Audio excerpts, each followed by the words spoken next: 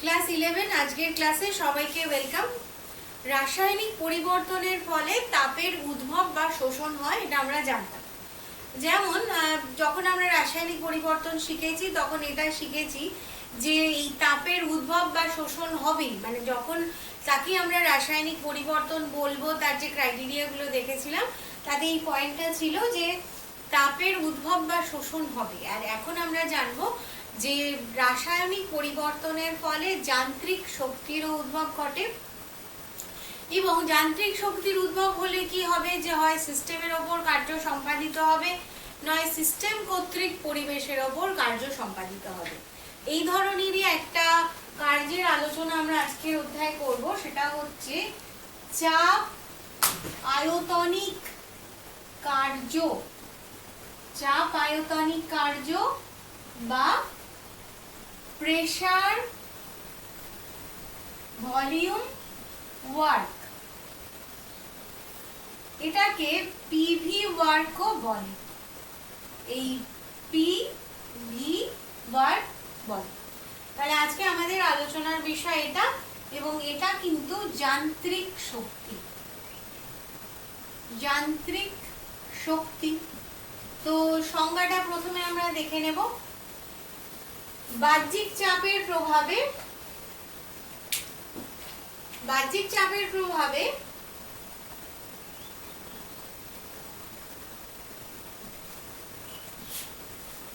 আয়তনের সংকোচন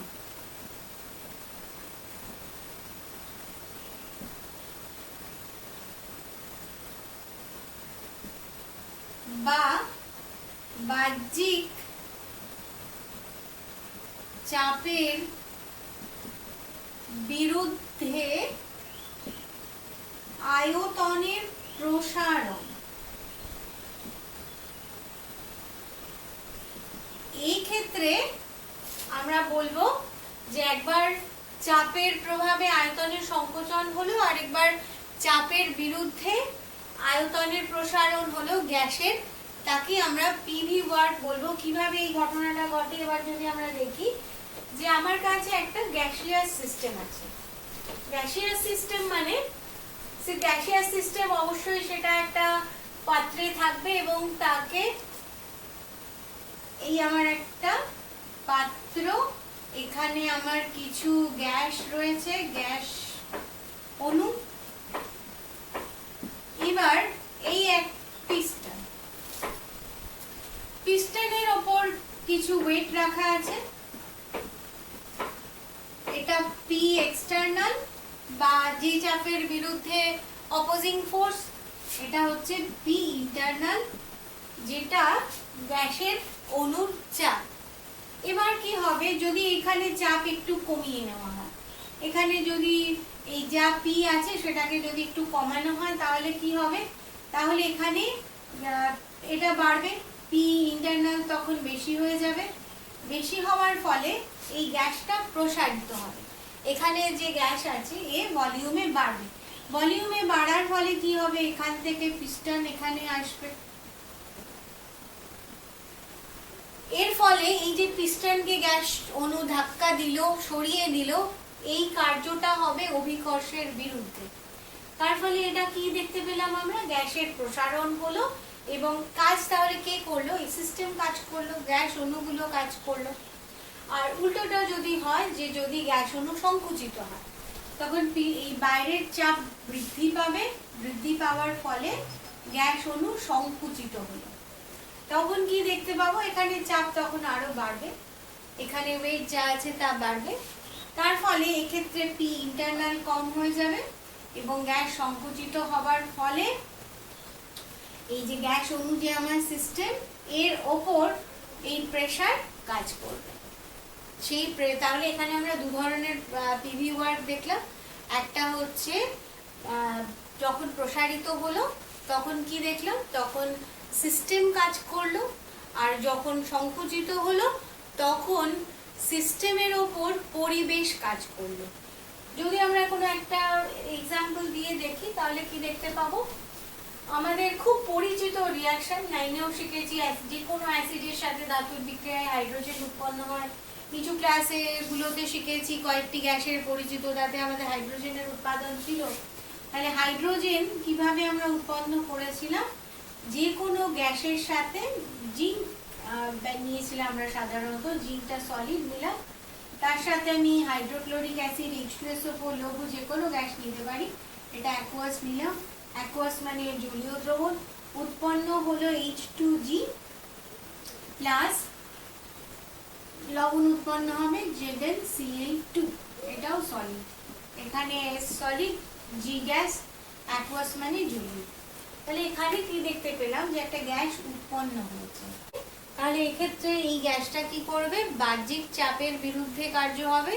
তার মানে এক্ষেত্রে সিস্টেম পরিবেশের ওপর কার্য সম্পাদিত করবে। কিছু রিয়াকশন আছে যে ক্ষেত্রে গ্যাস ব্যবহৃত হয়, যেমন H2G প্লাস O2G, অর্থাৎ হাইড্রোজেন আর অক্সিজেন মিলে উৎপন্ন হয় জল, H2O লিকুইড। এক্ষেত্রে গ্যাস ব্যয়িত হয়ে জল উৎপন্ন হয়েছে। তাহলে এক্ষেত্রে কি হবে, এক্ষেত্রে পরিবেশের ওপর সিস্টেম পরিবেশের ওপর কার্য করবে না, এক্ষেত্রে পরিবেশ সিস্টেমের ওপর কার্য করবে। এবার আমরা কার্য কিভাবে মাপব?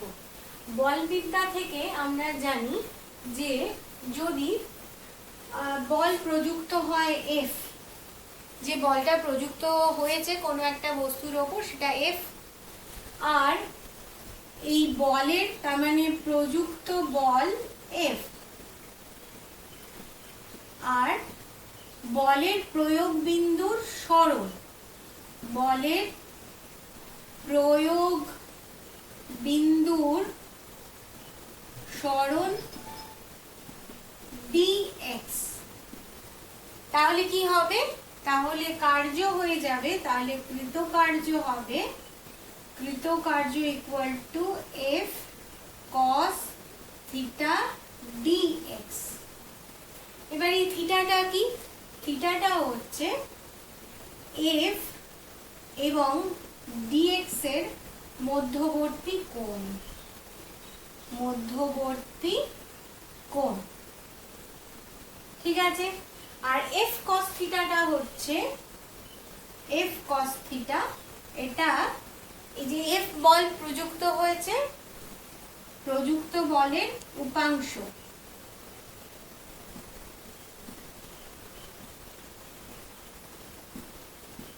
উপাংশ বা কম্পোনেন্ট। এবার যদি F আর dx একই দিকে কাজ করে, তাহলে এদের মধ্যবর্তী কোণ কি হয়ে যাবে, মধ্যবর্তী কোণ থিটা ইকুয়াল টু 0 হয়ে যাবে।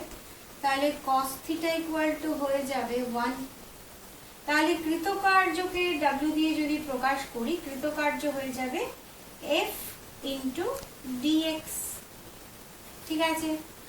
যদি ঠিক অপোজিট এদের মধ্যবর্তী কোণ 180 ডিগ্রি হয়, অর্থাৎ প্রযুক্ত বল এবং বলের প্রয়োগ বিন্দুর সরণ অপোজিট দিকে হয়, তাহলে থিটা ইকুয়াল টু 180 ডিগ্রি হয়ে যাবে, আর cos 180 ডিগ্রি ইকুয়াল টু -1। তাহলে work done W equal to হয়ে যাবে -Fx, এখানে -F dx। এখানে একটা জিনিস আমাদেরকে মনে রাখতে হবে যে কৃতকার্য আমরা যে দুটো রাশি থেকে পেলাম সেটা হচ্ছে F আর বলের প্রয়োগ বিন্দুর সরণ, F আর dx। এবার এই F আর dx এই দুটোই কিন্তু ভেক্টর রাশি, কিন্তু এদের গুণফল কার্য একটা স্কেলার রাশি। তাহলে এখান থেকে আমি কি মনে রাখছি, আরেকটা জিনিসও মনে রাখছি যে F এবং x dx দুটোই স্কেলার রাশি, দুটোই ভেক্টর রাশি, দুটোই হয়ে যাচ্ছে ভেক্টর রাশি, কিন্তু এদের গুণফলে যে আমি পাচ্ছি W, সেই কৃতকার্য বা W এটা কিন্তু হয়ে যাবে স্কেলার রাশি, স্কেলার রাশি। এখান থেকে আমরা আরেকটা জিনিস জানবো যে এই PV ওয়ার্ক ডান বা P এর সাথে V কে গুণ করলে আমি যে পাচ্ছি সেটা বাস্তবিকই কি কার্য, সেটা আমরা এবার দেখব। তাহলে কার্য ইকুয়াল টু কি দেখলাম, কার্য equal to W equal to আমরা দেখলাম F ইন্টু x বা সরণ F। তাহলে বলের একক কি হবে? নিউটন। বলের একক নিউটন। আর এক্স মানে সরণ হবে মিটার। তাহলে ওয়ার্ক ডান হয়ে যাবে নিউটন মিটার। এবার পি কে ভি দিয়ে গুণ করলে আমরা কি পাবো? পি কে যদি ভি দিয়ে গুণ করি, পি মানে প্রেসার বা চাপ equal to F by A. F by A মানে একক আয়তনে প্রযুক্ত বল। সেই জন্য আমরা ফোর্সকে এরিয়া দিয়ে ভাগ করলাম। আর ভলিউম হচ্ছে metre cube. Volume metre cube. আর এ মানে ক্ষেত্রফলকে আমরা লিখতে পারি মিটার স্কোয়ার। তাহলে এক্ষেত্রে মিটার কিউব মিটার স্কোয়ার কেটে গেল। এফ এর ইউনিট যদি নিউটন বসাই তাহলে পিভি ও নিউটন মিটার। তার মানে পিভি এর ইউনিট আর ডব্লিউ এর ইউনিট একই। তাহলে পি কে ভি দিয়ে গুণ করলে অবশ্যই কার্য পাওয়া যায়। এটা একটা প্রশ্ন এসে থাকে যে পিভি যে ওয়ার্ক ডান সেটা সত্যি কি ওয়ার্ক ডান? পিভি আমরা রিয়েল গ্যাসের ইকুয়েশনেও পেয়েছিলাম পিভি ইকুয়াল টু এন আর টি। এটা কাজেও লাগাবো আমরা, পিভি ইকুয়াল টু এন আর টি। এক্ষেত্রেও কিন্তু কার্যই বোঝানো হয়েছে। চাপ আয়তনিক কার্যের সমীকরণ কি করে নির্ণয় করব?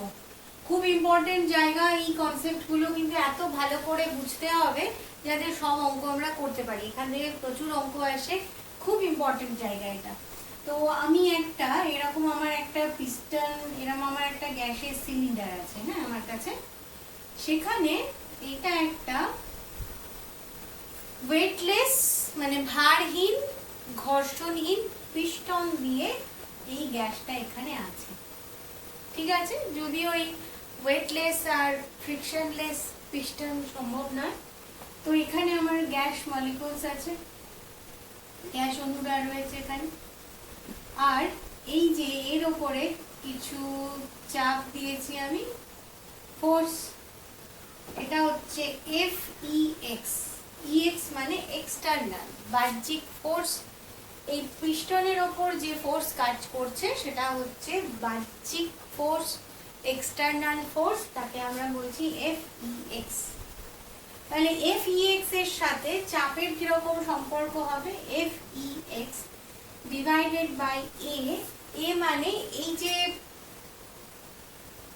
পিস্টন তার ক্ষেত্রফল, এটা হচ্ছে এ। পি ই এক্স মানে পি এক্সটার্নাল। পি এক্সটার্নাল তাহলে দাঁড়ালো F E X by A. এবার এই যে পি ই এক্স এটা কম যদি হয় তাহলে কি হবে? তাহলে এই পিস্টন, এখানে পিস্টনটা যেখানে আটকে ছিল সেটা হচ্ছে এই S1 বলে একটা জায়গা, একটা ঘাট বা ঘর। এবার এই যেহেতু পি এক্সটার্নালটা কম, তো এই চাপটা প্রসারিত হবে, গ্যাস অণু প্রসারিত হবে হয়ে পিস্টনটা এইখানে এসে পৌঁছলো।